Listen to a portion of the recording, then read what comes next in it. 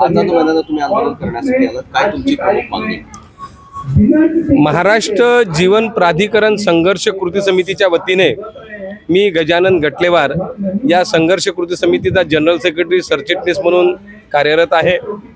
महाराष्ट्र जीवन प्राधिकरण ही शासनाची अतिशय महत्त्वाची पाणी पुरवठा करणारी विंग आहे। या महाराष्ट्र जीवन प्राधिकरणातील कर्मचाऱ्यांना वेतन आणि सेवानिवृत्ती वेतन शासनाच्या वतीने 23/3/2017 पासून देण्यात येत आहे। या खात्याला सर्व शासकीय नियम लागू आहे। असं सर्व काही असताना महाराष्ट्र जीवन प्राधिकरणाच्या वित्त संचालकांनी एका घटस्फोटित महिलेला पेन्शन कुटुंब निवृत्ती वेतन देण्यासंदर्भामध्ये शासनाला त्यांनी मार्गदर्शन मागितलं पाणीपुरवठा स्वच्छता विभागाला आणि वित्त विभागाला। तर वित्त विभागाने असं कळवलं की महाराष्ट्र जीवन प्राधिकरणाला 1982चे पेन्शन रूल्स रेग्युलेशन लागू नसल्या कारणाने या घटस्फोटित महिलेला कुटुंब निवृत्ती वेतन देता येणार नाही अशा प्रकारचं मार्गदर्शनपर उत्तर दिलं असता त्या पत्राचा चुकीचा अर्थ लावून वित्त संचालकांनी आणि वरिष्ठ लेखा अधिकाऱ्यांनी महाराष्ट्र जीवन प्राधिकरणातील कर्मचाऱ्यांना पेन्शन लागू नाही असा त्याचा अर्थ काढून त्या पत्राचा बाऊ केला आणि जवळपास नोव्हेंबर 2025 पासून सेवानिवृत्त झालेले कर्मचारी जवळपास 150 ते 250 कर्मचारी आणि त्यानंतर जे कर्मचारी ज्यांची रेग्युलर पेन्शन सुरू होती, जे कर्मचारी मृत्युमुखी पडले त्या कर्मचाऱ्यांच्या विधवा पत्नींना त्यांना कुटुंब निवृत्ती वेतनापासून वंचित ठेवलेलं आहे। अशा नोव्हेंबर 2025 पासून तर आतापर्यंत कर्मचाऱ्यांच्या पेन्शन मंजूर होत नाही आहे। तसंच जे 13 ते 14 हजार कर्मचारी सेवानिवृत्ती वेतन घेत आहे यांच्याही सेवानिवृत्ती वेतनावर प्रश्नार्थक चिन्ह निर्माण करून ठेवलं असल्यामुळे हे आमचं या जीवन प्राधिकरणाच्या संघर्ष कृती समितीच्या माध्यमातून राज्यभर आंदोलन सुरू आहे।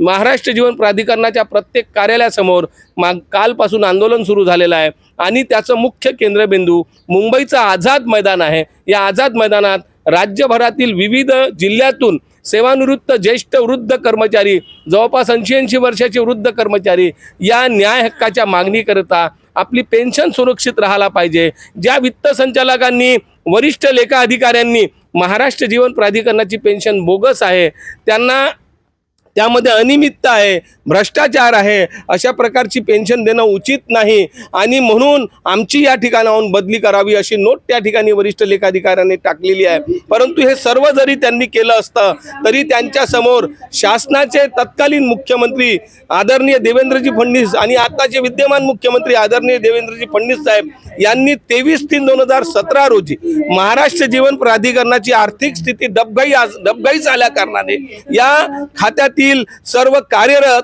आणि सेवानिवृत्त 13,000 कर्मचाऱ्यांची वेतन आणि सेवानिवृत्ती वेतनाची जबाबदारी घेतली।